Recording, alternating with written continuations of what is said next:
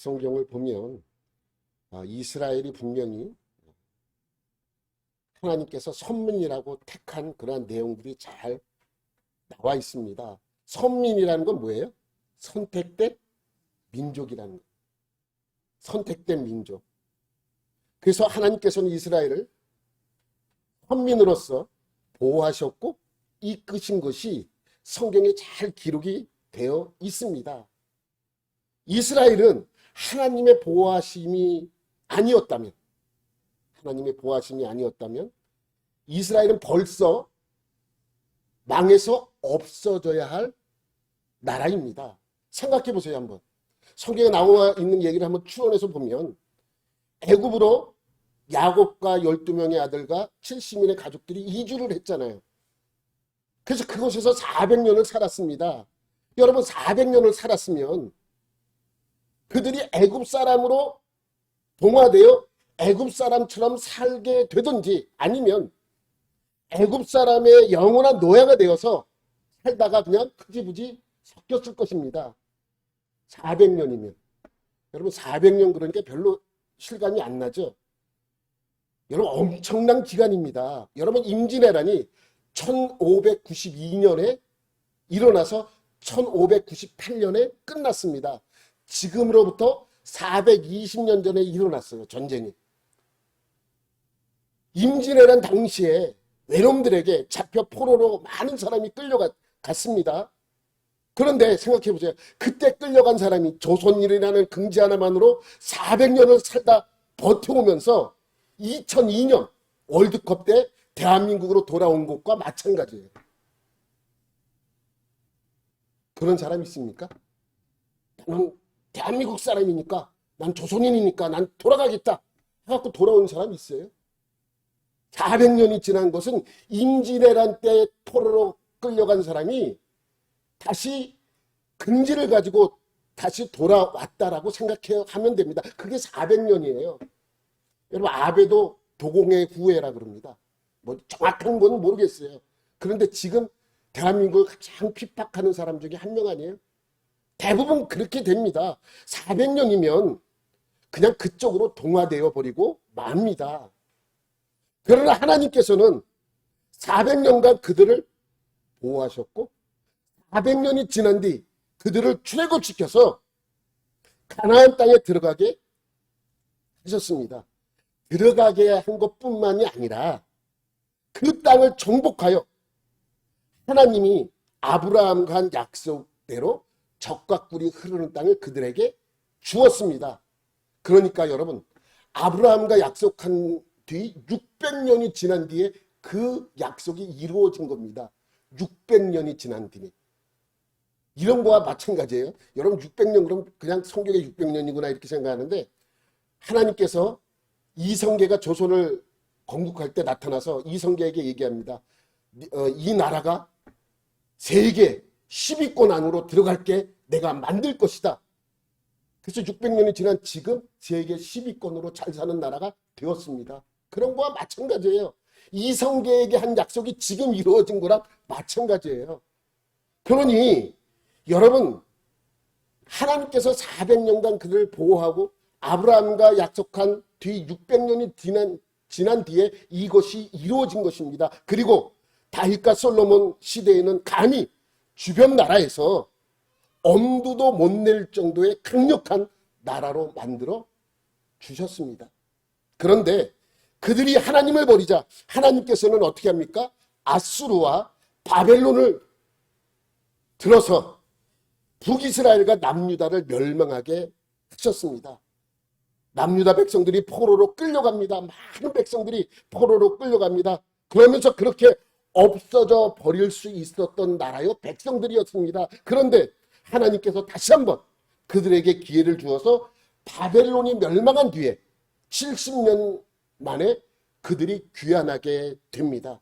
그리고 성전을 다시 재건하고 나라를 일으켜 세우려고 했습니다. 그 이후에 AD 70년 예수님이 돌아가신 이후에 약 40년이 지난 뒤에 그러니까 지금으로부터 2000년 전이죠. 로마로부터 완전히 멸망됐어요. 완전히 멸망시켜서 로마라는 나라가 이 유대인들은 예루살렘 안에 들어오지 못하도록 법으로 만들어 버렸습니다. 법으로 만들어 버렸어요. 그런데 1900년이 지난 1948년에 이스라엘이 나라로서 독립을 하게 됩니다. 몇 년이 지난 뒤에요? 1900년. 있을 수가 있습니까? 그런 일이? 이런 것과 마찬가지입니다. 여러분, 신라에게 멸망한 가야국이 다시 독립했다는 거예요. 지금. 신라에게 예전에 신라가 막 이제 그거 할 때 번성할 때 가야국이라는 나라가 있었잖아요. 근데 신라에게 멸망당했잖아요. 근데 그 가야국이 지금 가야국으로 독립 선포를 한 거예요. 똑같습니다. 그게 2000년이나 지난 그 뒤에 일어난 일입니다. 그리고 그냥 그 나라가 독립한 거로 끝나지 않고 팔레스타인 주변, 아랍국 주변, 그 주변 나라에서 가장 강력한 나라가 되었어요. 이스라엘이 그렇게 될 수 있었던 것은 하나님이 보호하셨고 이끌어 주셨기 때문입니다. 그래서 이것은 선민이라는 것은 부인할 수 없는 사실입니다. 어쨌든 간에 예수님이 그렇게 예언했잖아요. 무화과 나뭇잎이 무성해지면 여름이 가까워오는 것을 아는 것처럼 마지막 때에 그러한 일이 일어난다고 분명하게 말씀되어 있습니다. 어쨌든 간에 이스라엘이 하나님의 선택을 받았던 민족이라는 것을 부인할 사람은 아무도 없습니다. 이러한 선택받은 이스라엘을 보면서 과거 제가 가졌던 생각은 왜 하나님께서 선민으로 이스라엘을 택했는가라는 거예요. 왜? 예? 아니 대한민국을 선택하지 이 나라 사람들을 선택하지 왜 유대인을 선택했는가? 왜 대한민국이 아니라 이스라엘인가? 그럼 한편으로 무슨 생각이 들었냐면 하나님은 좀 불공평한 분이 아닌가? 이런 생각을 가질 수도 있었습니다. 뭐 가지게 되었던 적도 있었습니다. 여러분들은 그런 생각을 한 번도 한 적이 없으십니까? 왜 우리 민족을 택하지 않고 왜 이스라엘 유대인들을 택했는가?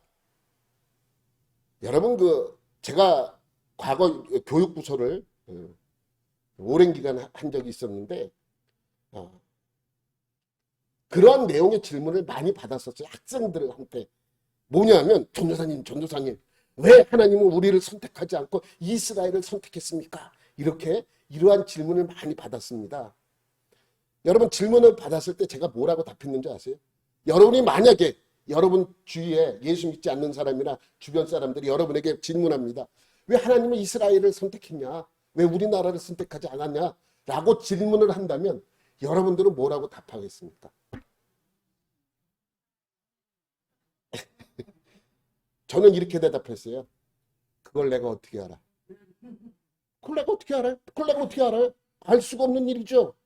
어? 여러분 처음에는 제가 그러한 질문을 받았을 때 이것을 이해시키기 위하여 사실은 나도 잘 이해가 안 되는 부분을 설명하려니까 힘들잖아요. 나도 이해를 못했는데. 그래서 솔직하게 나중엔 그렇게 대답을 했어요. 그걸 내가 어떻게 아냐? 대답 끝. 여러분 그러면 하나님께서는 공평하지 않으신 분입니까? 여러분 지난주 설교 기억나십니까? 하나님께서 아브라함과 이삭의 상속자로 누구를 택했어요? 에서를 선택하지 않고 야곱을 선택을 했습니다. 선택한 이유가 무엇이라고 13절에 말씀합니까? 내가 야곱은 사랑하고 에서는 미워하였다 함과 같은데. 여러분 이거 불공평한 거 아니에요? 에서가 미워할 짓 한 게 뭐가 있어요? 한번 생각해 보세요. 에서가 미워한 굳이 따지면 팥죽 한 그릇인데 그렇다고 치자면 야곱은 어떤 사람입니까? 형과 아버지를 속인 놈입니다. 불효막심한 놈이죠. 요즘 말로 말하자면. 또 도망가서는 자기 외삼촌인 라반을 더블 장인이죠. 더블 장인. 그냥 장인도 아니고 더블 장인. 그 장인도 속이고 야밤 도주한 사람이에요. 누구를 더 사랑해야 됩니까? 객관적으로 보면 누굴 더 사랑해야 돼요? 야곱보다는 에서를 더 사랑해야 되잖아요. 남자답고 멋있잖아요. 나중에 야곱이 돌아올 때도 가서 멋있게 용서해 준 그 야곱 멋있지 않습니까? 자기를 헤아려 할 줄 알았는데 야곱에게 와서 괜찮다, 내 것이다. 누구 거다? 네 것이다 라고 얘기를 해줍니다. 얼마나 멋있습니까? 근데 하나님은 그러한 에서를 선택하지 않고 야곱을 선택한 이유는 단 한 가지라고 말씀하고 있죠. 그냥 하나님이 누굴 더 사랑했다고요? 야곱을 더 사랑한 것 때문에 그걸 선택했다라고 말씀하고 있습니다. 근데 그것은 불공평하잖아요. 불공평하잖아요. 그렇게 생각할 수 있습니다. 하나님은 불공평하지 않으신 분인가 이렇게 생각할 수 있잖아요. 그래서 그러한 질문 속에서 오늘 14절 말씀의 답변이 자연스럽게 나오는 것입니다. 14절 말씀 한번 우리 다 같이 시작. 그런즉 우리가 무슨 말을 하리요? 하나님께 불의가 있느냐? 그럴 수 없느니라. 하나님은 불의하신 분인가? 하나님 불공평하신 분인가? 라는 질문을 던지는 것입니다. 하나님이 야곱을 더 사랑하고 에서를 더 사랑하지 않았던 거에 대해서 그럼 하나님은 불의한 것이냐? 불공평하신 분인가? 라는 질문 속에 그럴 수 없느니라 단호하게 설명하고 있습니다. 뭐가 그럴 수 없습니까? 우리가 볼 때 불의하잖아요. 불공평하잖아요. 분명히 불공평한 것처럼 보입니다. 왜? 우리를 선택하지 않고 여러분 이스라엘 사람보다 IQ가 대한민국 사람들이 더 높아요. 그러면 선택할 말 하잖아요. 근데 하나님은 우리를 선택하지 않고 유대인들을 선택했단 말이죠. 과거에. 그러면 그건 불공평한 거잖아요. 불의한 거잖아요. 그런데 바울은 단호하게 얘기합니다. 하나님이 불의하냐, 불공평하냐, 그럴 수 없느니라. 라고 이야기를 하면서 두 사람의 비유를 듭니다. 첫 번째 사람이 누구예요? 모세예요, 모세. 15절을 보면 이러한 말씀이 있죠. 시작. 모세에게 이르시되 내가 긍휼히 여길 자를 긍휼히 여기고 불쌍히 여길 자를 불쌍히 여기리라 하셨으니.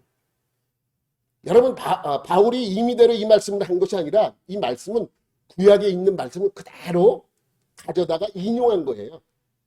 이 말씀이 어디 나오냐면 출애굽기 33장 19절 말씀에 있습니다.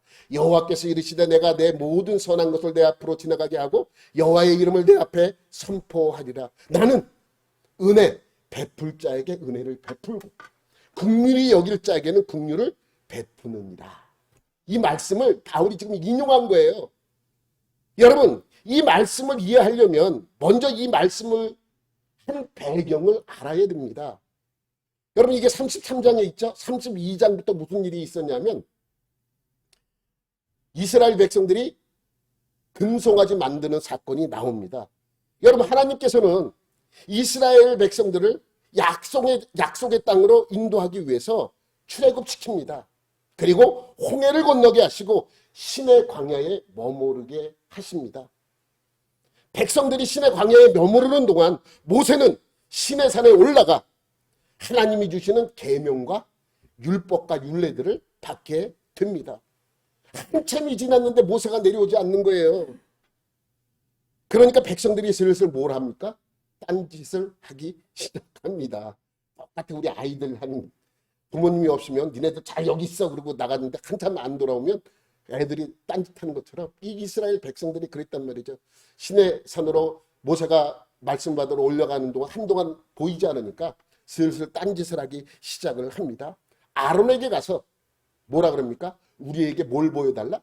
하나님을 보여달라. 사실을 따지고 보면 그렇게 잘못한 게 없어요. 여기까지는. 하나님을 보여달라 그러는 거 아니에요. 그랬더니 아론이 슬슬 이상한 짓을 하기 시작합니다. 그래? 하나님을 보여달라고? 그럼 하나님을 한번 만들어 볼까? 야, 너희들이 갖고 있는 다 금붙이들을 갖고 와. 그 금붙이들을 다 갖고 옵니다. 그래서 그 금붙이로 뭘 만들어요?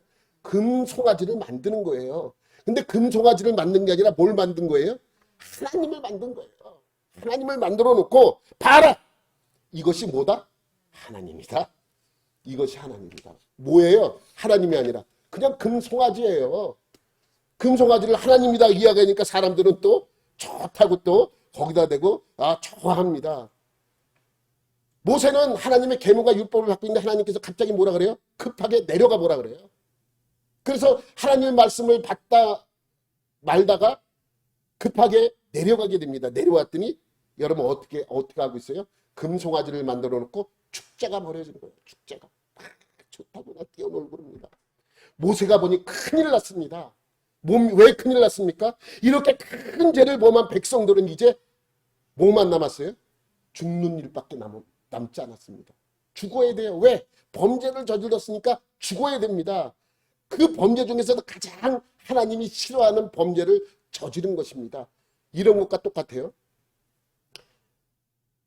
신혼부부가 결혼해서 아기를 이제 임신을 했어요. 그래서 아내가 임신을 하러 병원에 갔어요.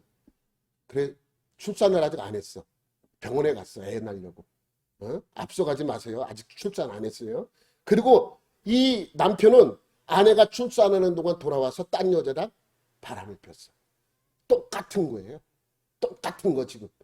그러니까 하나님께서는 얼마나 화가 나시겠습니까? 하나님께서 이 패역한 이스라엘을 그냥 두지 않겠다고 하십니다.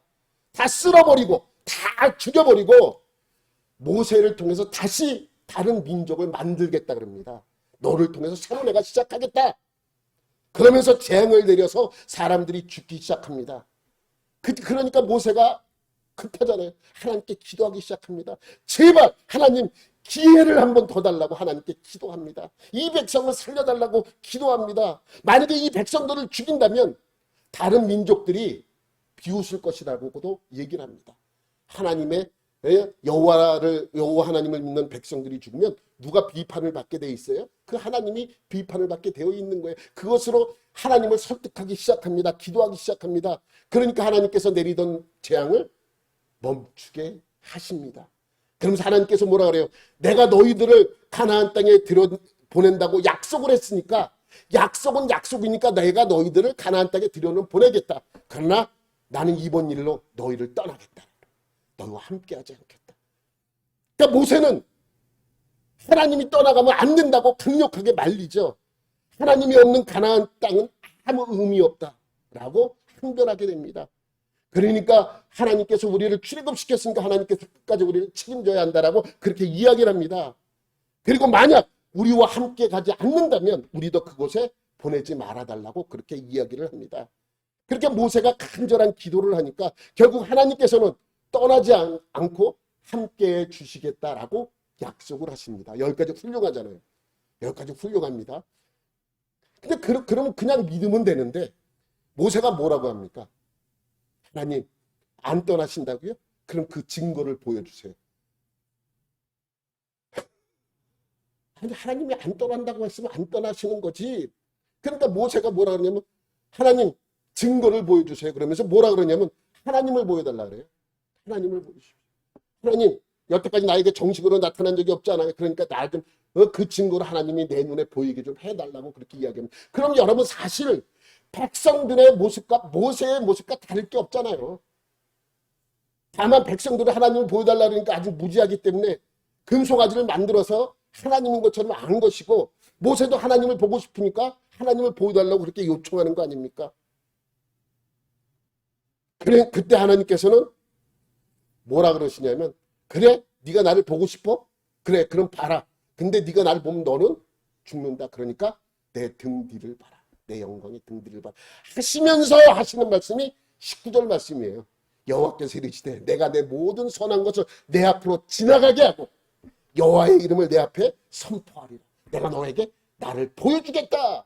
그러면서 하시는 말씀이 나는 은혜 베풀 자에게 은혜를 베풀고 긍휼히 여길 자에게 긍휼을 베푸느니라 라고 말씀하고 있습니다. 여기서 두 가지 우리가 잘 아는 단어가 나오죠. 하나는 은혜와 하나는 긍휼입니다. 여러분 은혜와 긍휼이 같은 말이에요? 다른 말이에요? 은혜는 알겠는데 긍휼은 무엇인가? 긍휼도 알겠는데 은혜가 무엇인가? 여러분 은혜와 긍휼이라는 말은 비슷한 말, 아주 비슷한 말이에요. 이런 말과 같아요. 사랑이라는 말과 사모라는 말하고 좀 비슷한 거예요. 사랑, 나는 누구를 사랑해, 난 누구를 사모해. 같은 말이지만 느낌이 다르죠. 같은 말이죠. 사랑해, 난 누구를 사랑해, 난 누구를 사모해. 분명히 다른 말인데 같은 의미가 있는 것이죠. 똑같습니다. 은혜와 긍휼도 그러한 의미가 있어요. 그래서 여러분 이 말은 비슷한데 약간 달라요. 여러분 은혜라는 것은 뭐냐면 받을 이유가 없는데 주는 거예요. 받을 이유가 없어. 근데 줘. 너무 좋아. 난 누구에게 은혜를 입은 거예요. 어? 부모가 나에게 생일 선물로 자전거를 사줬어. 생일이니까 사줘. 생일은 대가로 사준 거예요. 안 사줘도 되죠. 생일이 뭐. 그래서 우리는 부모님들에게 은혜를 입었다라고 이야기를 하는 것이죠. 날 키워줬기 때문에. 여러분, 어떤 목사님이 제가 예전에 미국에 있을 때 이러한 비유로 설교를 하는 걸 제가 들은 적이 있어요. 뭐냐면 제가 영어를 잘해서 이거를 안 것이 아니라 이분이 한인교회에 와서 설교한 걸 통역을 해주셔서 제가 들은 적이 있는데 내용은 이렇습니다. 이분이 이제 이 비유를 하면서 자기가 은혜를 설명할 때는 늘 이 비유를 한대요. 자기가 과거에 있었던 일이기 때문에 이 비유가 딱 맞다라고 생각이 되어져서 한다고 그렇게 이야기를 하면서 이 비유를 했습니다. 여러분 미국에는요, 제가 이제 그 면허 따러 LA 시내에서는 복잡하니까 면허 따기가 힘들잖아요. 그래서 시골로 가서 그 시골 마을에서 대신 땁니다.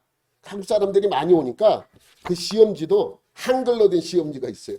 그래서 이제 제가 이제 그것을 보면서 그 시험을 보러 간 적이 있는데 가다 보면 오렌지 밭이 끝없이 나.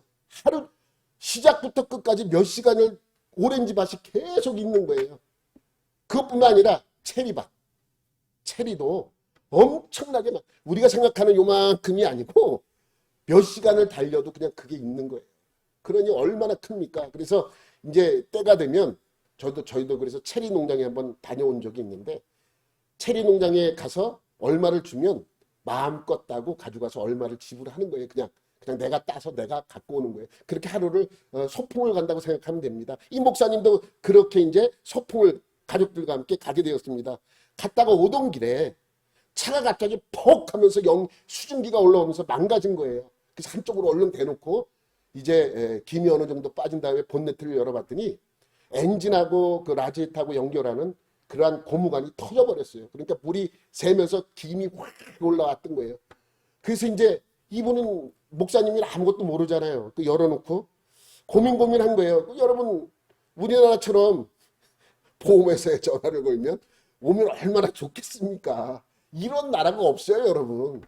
여러분 이거 대단한 겁니다. 근데 또 과거니까 더더욱이 목사님도 어떻게 할 수가 없고 또 그렇게 또 핸드폰이 많던 시대가 아니니까 연락할 수도 없고 그 중간에 좀 멍하니 있는데 그러면서 지나가는 차에게 도움의 눈길을 쫙 보내는데도 차들은 아무 스치다 그냥 가더래요. 그래서 이제 한 그렇게 몇 시간을 이렇게 있는데 갑자기 어느 차가 휙 지나가더니 쓰더니 뒤로 백을 막 하더니 창문을 열고 물어보더래요. 어디가 망가졌어요? 이렇게 물어보더래요. 그래서 라지에타 고무호소가 터진 것 같다. 내가 보기엔 그렇다 이렇게 얘기를 하니까 그분이 차를 한쪽에 대고 그 차에 오더니 열어보더니 이제 자기 차에서 장비를 갖다가 그 고무호소를 떼어내는 거예요. 그리고 자기 차에다가 이 목사님을 태우고 자기가 함께 했던 가족들을 그 자리에 내려게 하고 함께 그 우리 목사님의 가족들과 있으라 그러고 오던 길을 되돌아서 20분쯤 가니까 주유소가 나옵니다. 여러분 우리나라는 그렇게 안 돼 있지만 미국은 땅덩어리가 넓다 보니까 주유소에 뭐가 항상 붙어 있냐면 편의점이 붙어 있어요. 편의점 거의 붙어 있어요. 그래서 내가 무엇을 살라 그러면 주유소에 가서 기름을 넣으면서 편의점에 가서 물건을 사게끔 그렇게 하는 거예요. 근데 시골로 가면 또 뭐가 더 있냐면 자동차 그 수리센터가 있어요. 늘 같이 그게 있어. 시골이니까 없으면 사람들이 힘들어하니까 늘 주유소, 편의점, 그 자동차 수리점 이렇게 늘 붙어 있어요. 그래서 거기서 그 비슷한 빼갔던 그 고무호수랑 비슷한 걸 이제 사게 됐어요. 사고 편의점 옆에서 빈 콜라병을 몇 개 주어서 물을 담아서 차에다 싣고 왔습니다. 그리고 그분이 그걸 탁 해가지고 고쳐주더래요. 다 대충 껴주고 뭐 전문가는 아니라 그러면서도 자기가 이런 걸 잘 하니까 이렇게 하면 집에까지는 갈 수 있을 겁니다. 나중에 꼭 그 정상적인 공업사에 가서 이거 한번 고치라고. 그러면서 그걸 다 해주면서 콜라병에다 반원 물까지 넣어주고 시동을 걸어보니까 잘 걸리더래요. 아무 문제 없이. 그러면 여러분 그러고 나서 그분이 이제 그 목사님에게 한마디 하더래요. 돈을 달라고 하는 얘기가 아니고 수고비 내놓으십시오 이게 아니고 앞서가시라고. 임시로 고친 거니까 문제가 될 수 있으니까 내가 뒤따라가면서 문제가 있나 없나 한번 보겠다고. 그래서 한 30분 달려가니까 또 주유소가 나오니까 그 주유소에 들어가서 이제 그 차가 잘 버티나 한번 본네트를 열어보니까 잘 버티더래요. 그러니까 그분이 얘기하더래요. 아, 이 정도면 집에까지 몇 시간은 운전할 수 있을 겁니다. 그리고 그제서야 가더랍니다. 하여튼 목사님은 그렇게 무사히 집에 도착한 후에 하루 종일 곰곰이 그 일을 생각하게 되었다고 합니다. 그러면서 깨달은 것이 있대요. 아, 이것이 은혜를 입은 것이구나. 왜냐하면 그분에게 아무것도 보상한 것이 없어요. 그걸 한다 그래서 그분에게 내가 돈을 준 것도 아니고 그렇다고 그분이 내 차를 고쳐준다 그래서 어떠한 이득이 생긴 거 아니에요. 자기가 손해를 봄에도 불구하고 그렇게 일을 한 것. 아무 조건 없이 아무 대가 없이 이 목사님을 도와준 것. 이것이 바로 은혜라고 이야기를 하더라고요. 맞습니다. 은혜라는 것은요. 아무 조건 없이 주는 거예요. 근데 긍휼은 뭐예요? 긍휼. 긍휼은요. 받아야 되는데 받지 않는 거예요. 정확한 개념은 그래요. 받아야 되는데 받지 않는 것. 여러분 이 긍휼이라는 말과 은혜라는 말은 비슷하지만 거기서 조금 달라요.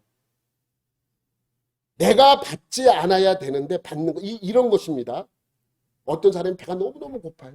너무너무 고픈데. 그래서 식당에 가서 그냥 무작정 밥을 시킵니다.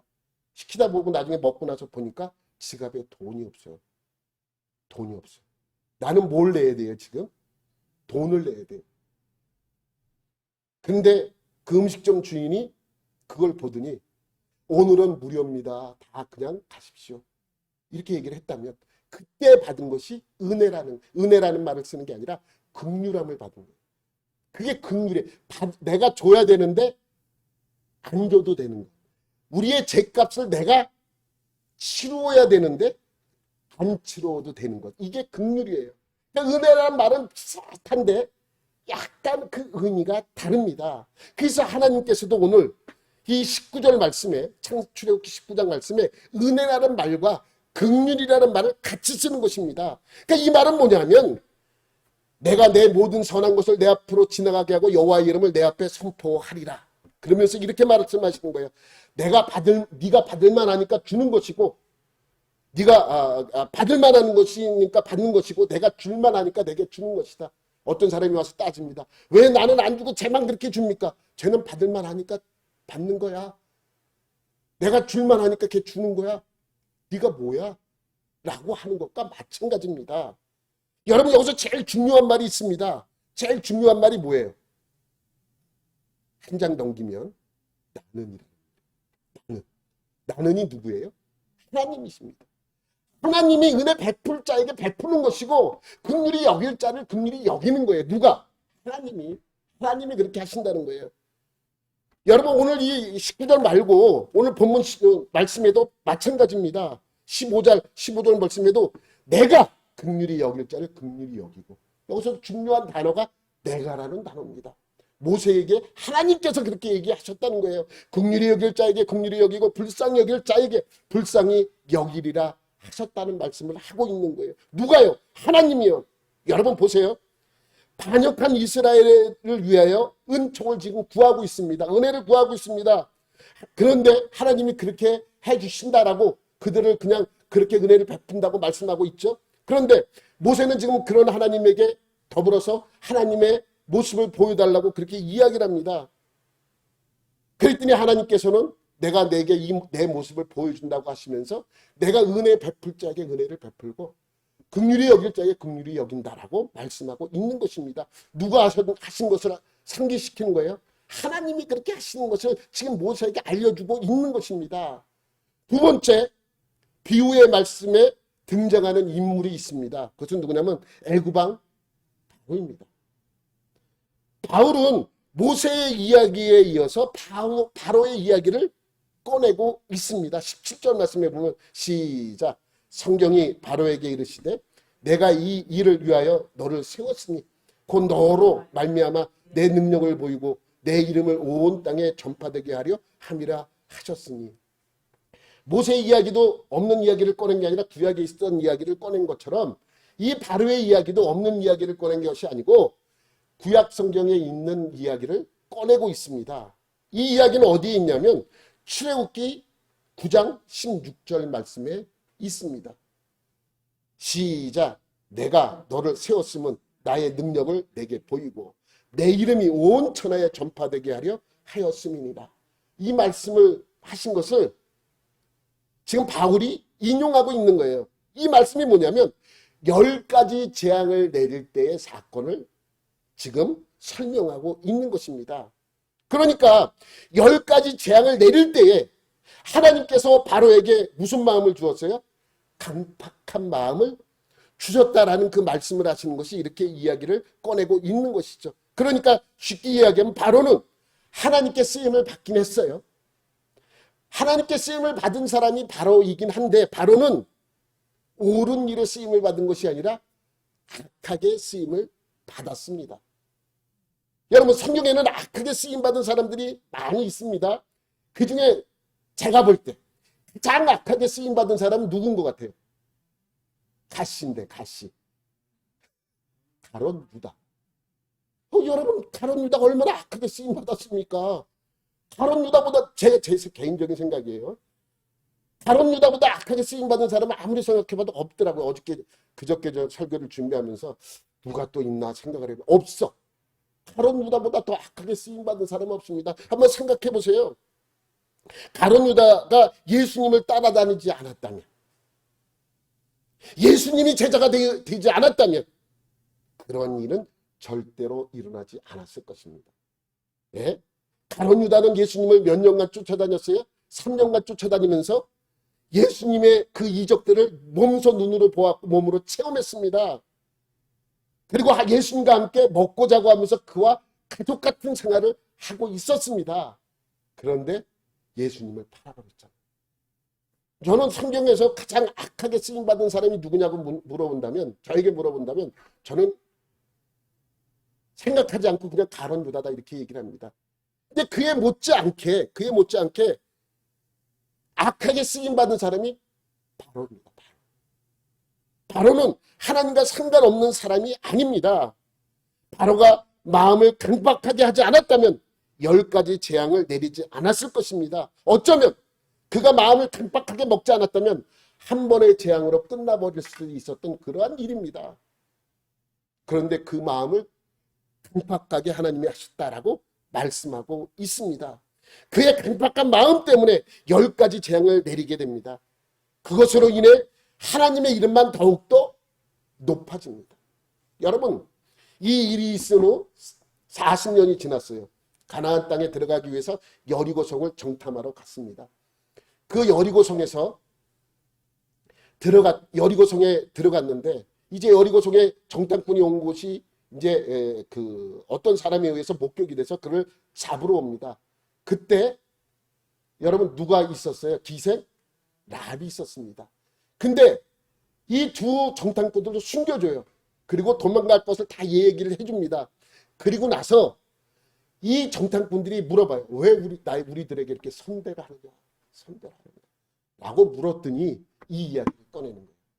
하나님께서 40년 전에 너희들을 애굽에서 출애굽시켰고 그 땅에 10가지의 재앙을 내렸고 또 홍해를 건너게 했고 너희들을 보호한 것을 내가 들어서 알고 있다.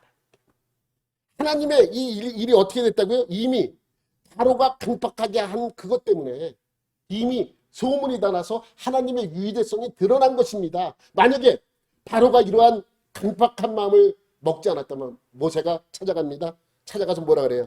처음에는 우리를 출애굽시켜달라고 얘기하지 않아요. 우리가 가겠다. 가나안 땅으로 들어가기 위해서 우리를 보내달라 얘기하지 않아요. 처음엔 뭘 보내달라 그래요?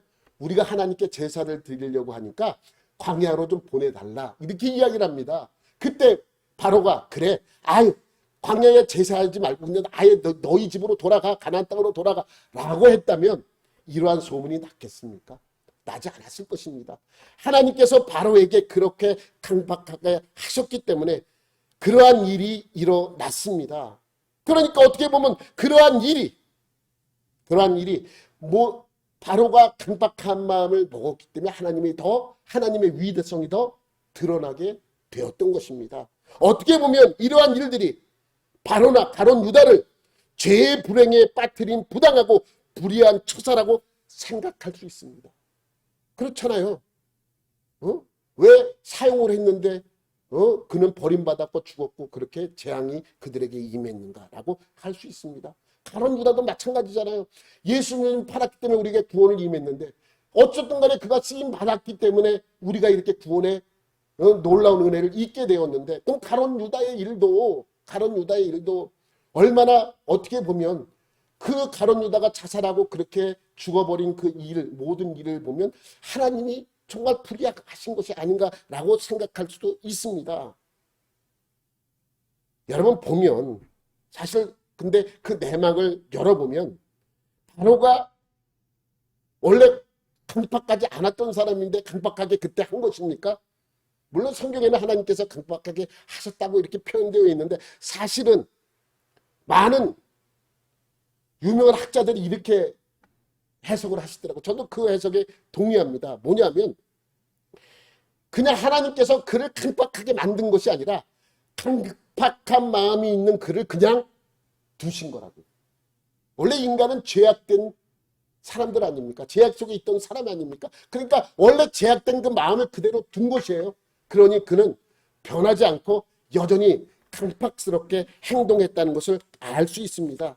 그러면서 이 두 사람을 비교를 하는 거예요. 모세와 바로를 비교하는 거예요. 두 사람 다 똑같이 쓰임 받았잖아요. 근데 한 사람은 위대한 일에 쓰임 받고 하나는 악한 일에 쓰임 받았다는 거예요. 하나님이 불의하냐? 그럴 수 없다. 이렇게 이야기하는 것이죠. 그런데 18절에 이 두 사람의 오늘 비교하면서 말씀하고 있습니다. 시작. 그런즉 하나님께서 하고자 하시는 자를 긍휼히 여기시고 하고자 하시는 자를 완악하게 하시느니라. 그러니까 모세는 긍휼히 여겼던 것이고 바로는 완악하게 하셨다고 말씀하고 있습니다. 완악하게 하셨다는 뜻보다 완악한 마음을 그냥 두신 것입니다. 완악하게 그냥 두신 것이죠. 여러분 모세가 바로 왕에게 가서 이야기합니다. 우리를 보내달라고. 그랬더니 10번씩이나 거절했습니다. 그러니까 그 거절하는 누가 하나님께서 그를 강박하게 그냥 두신 거예요.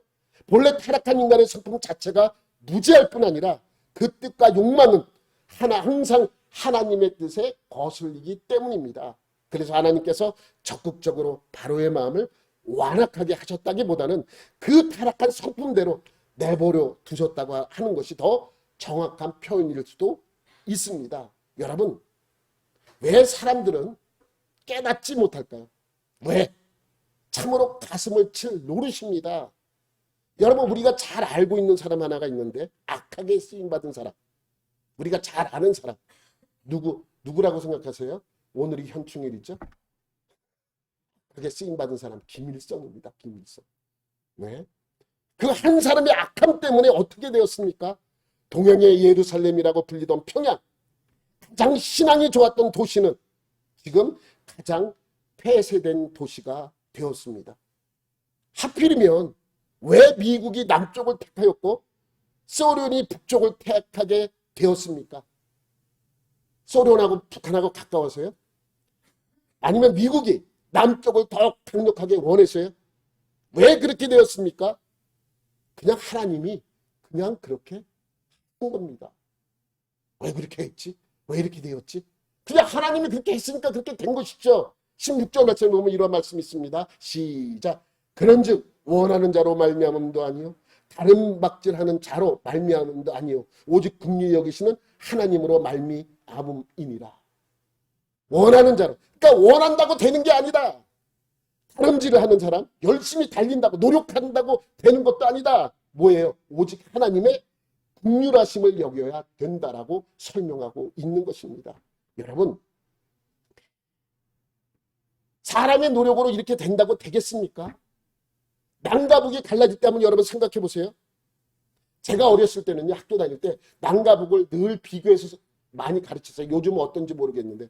근데 북한은 자원이 많다고. 자원이 많아요.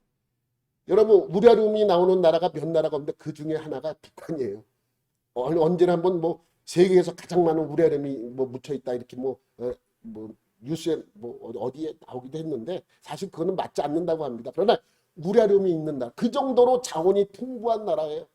그러니까 그들은 그 자원만으로도 살아가면 충분히 살아갈 수 있고 더 크게 또 더 부자로서 더 잘 살 수 있는 여건이 남쪽보다는 북쪽이 더 많이 있었습니다. 근데 여러분 남쪽 사람과 북쪽 사람이 전혀 다른 사람이에요. 남쪽에 사는 사람은 흑인이고 북쪽에 사는 사람은 백인입니까? 이렇게 완전히 다른 인종입니까? 똑같은 민족이에요. 성품 자체도 비슷합니다. 예? 남쪽에서는 열심히 일했고 북쪽에서는 열심히 일을 하지 않았습니까? 남쪽에서 생활 운동을 했다면 북쪽에서 무슨 운동을 했어요? 새벽별 보기 운동을 했잖아요. 어쩌면 우리보다 더 노력을 많이 한 나라가 북한일 수 있습니다. 그런데 70년이 지난 지금 여러분 보십시오. 한 나라는 세계에서 가장 잘 사는 10번째 나라가 되었고 한 나라는 세계에서 가장 못 사는 나라 중에 한 나라가 되었습니다. 여러분 요즘 먹지 못해서 죽는 사람이 어디 있습니까? 그런데도 그러한 나라가 되었어요. 그것이 우연히 그렇게 된 것입니까? 남쪽 사람은 더 열심히 일해서 그렇게 된 것입니까? 전혀 조건이 다릅니까? 북한이 더 조건이 더 좋았습니다. 그런데 왜 이렇게 되었습니까? 그냥 하나님이 그렇게 한 것입니다. 16절 말씀을 보면 이런 말씀 있잖아요. 오직 긍휼히 여기시는 하나님으로 말미암음이니라. 하나님께서 그렇게 하신 것이다라고 정확하게 말씀하고 있습니다. 그러니까 아무리 우리가 노력을 하고 아무리 우리가 원한다고 할지라도 사람의 방법은 원하고 노력하면 됩니다. 사람의 방법은. 그러나 하나님의 방법은 원하고 노력해서 되는 것이 아니라 하나님이 우리를 도와주시고 하나님이 우리를 이끌어주시고 하나님이 우리를 긍휼히 여겨주셔야만 이것이 이루어지는 것입니다. 이것이 바로 하나님이 말씀하고 있는 거예요. 여러분 자 예전에 초창기에 한번 말씀드린 적이 있는데 할렐루야 교회 가면 그 손시연 여자 목사님이 계셨어요. 저하고 좀 친했는데 같이 같은 손씨라 맨날 같은 뭐 친척이라고 같은 형제라고 맨날 이렇게 얘기를 했어요. 근데 그 목사님은 밀양 손씨고 나는 안동 손씨라 나는 그렇게 생각하지 않았는데 하여튼 그 목사님은 저를 참 많이 챙겨주셨어요. 그런데 그 남편이 그 교회 장로님이에요. 정장로님이라고 이제 계시는데 여러분 그분이 무슨 사업을 하냐면 퓰륨 사업을 해요. 필름이 아니고 퓰륨. 그게 발음하기도 좀 어렵다 그래요. 그게 뭐냐면 콘크리트 관이에요. 콘크리트 관. 여러분 어렸을 때 왜 하수도 공사한다고 콘크리트 관 동그란 거를 막 그냥 길 양쪽에 하수도를 만드는 거 여러분 기억나시죠? 그런 것을 퓰륨이라고 그러더라고요. 퓰륨. 근데 이제 우리나라 퓰륨 기술보다 일본의 퓰륨 기술이 우리보다 훨씬 뛰어났던 것은 사실이잖아요. 근데 그분이 우연찮게 일본을 가서 이제 무슨 뭐 일 때문에 갔는데 이 퓰륨을 잘 만드는 회사 회장님하고 친분을 쌓게 돼요. 그러니까 이 회장님이 이 분한테 그럼 내가 이 기술을 가르쳐 줄 텐데 가르쳐 주면 열심히 하겠느냐? 그래 열심히 하겠다. 그래서 그 기술을 배워요. 그 기술을 배워서 우리나라 와서 공장을 하나 만듭니다. 그래서 그것으로 끝난 것이 아니라 일본에서 신칸선이라는 그 전철 옆에 광 케이블 관을 이 퓰륨으로 쫙 깔아야 돼요. 그래서 그것을 이제 연결해줘서 글로 수출을 하게 됩니다. 그러니까 수출이 잘 되니까 얼마나 회사가 잘 됩니까? 그러면서 더불어 우리나라에서도 판매를 조금씩 하는데 우리나라에서 판매하는 것은 뭐 그렇게 큰 의미가 없고 일본에 수출하는 것이 큰 돈이 됐어요. 그래서 신칸선이 다 완성되니까 어떻게 돼요? 수출길이 없잖아요. 우리 공장은 크게 만들어서 아주 퓰륨 만드는 공장은 잘 돌아갑니다. 다만 돈이 없어서 월급 줄 돈이 점점 줄어들게 되는 거예요. 그렇게 벌어왔던 돈을 하나하나 다 까먹게 됩니다. 그렇다고 직원들을 내보낼 수도 없고 일을 안 시킬 수 없잖아요. 그러니까 그 퓰륨을 아주 그냥 많이 만들어내요. 그 매일같이 와서 이 직원들은 어쨌든 간에 이것이 나가든 안 나가든 하루에 일을 해야 되니까 그냥 그 퓰륨 관을 열심히 크고 작은 거를 만들어냅니다. 그러다가 할렐루야 교회가 이제 그 분당 그 산골짜기에다 건축을 하게 되는데 많이 생각해 보니까 이제 할 필요가 없는 거예요. 이제 망하게 생겼어요. 그래서 이분이 생각하기를 마지막으로 내가 할 일이 무엇이 있을까 이렇게 생각을 하다가 그 풀륜관을 교회 짓는데 산에서 물이 많이 뭐 장마철 되면 물이 많이 오잖아요. 그러니까 그 주변에다가 관을 묻는 거예요. 풀륜관을 묻어야 되는데 쉽게 말하면 1m짜리를 묻으면 되는데 공장에 쌓인 건 2m짜리가 묻힌 거예요. 그러니까 큰 게 묻힌 거예요. 정확하게 크기는 기억이 안 나는데 하여튼 거기다 묻을 수 있는 것보다 더 큰 게 있었는데 너무너무 많은 거예요. 자기 공장 앞마당에 한가득 있는 거예요. 그래서 마지막으로 정리를 하자 그래서 그거를 다 교회에 헌물을 합니다. 헌물을 하고 통장에 있는 거 이제 밀리건 월급 뭐 퇴직금 다 계산을 하니까 12만 원이 남대요. 그러면서 생각을 했대. 그래도 감사하다. 빚진 거 아닌 것만 해도 얼마냐. 그래도 우리가 지금 이렇게 열심히 해서 이 땅을 하나 확보했지 않느냐. 이렇게 생각을 한 거예요. 그리고 이제 정리를 하고 있는데 우리나라 고속철도가 생기면서 거기도 뭘 깔아야 돼요. 그 광케이블 전용선 필름을 깔아야 돼요. 그 철도 옆에. 그래야 그걸로 가면 쉽게 가니까. 근데 그걸 입찰을 한 거예요. 그래서 입찰에 신청을 했어. 그랬더니 너도 나도 다 입찰을 한 거예요. 근데 그것만 되면 회사는 이제 걱정 없는 거 엄청난 장이잖아요. 생각해 보세요. 그걸 이제 전부 다 한 회사한테 물어오는 게 아니라 어디부터 어디 구간까지는 또 한 회사, 어디부터 어디 구간까지 또 한 회사 이렇게 해갖고 고속철도 깔리는데 한 4회사인가가 이렇게 나누어서 그것을 한다고 합니다. 그래서 입찰을 하는데 자기가 이제 원하는 구간에 이제 신청을 한 거예요. 했는데 자기가 원하는 구간 신청했는데 2회사가 더 신청을 했어요. 그러니까 다 떨어지고 2회사가 이제 최종적으로 3회사가 올라왔는데 하나는 자기고 하나는 현대.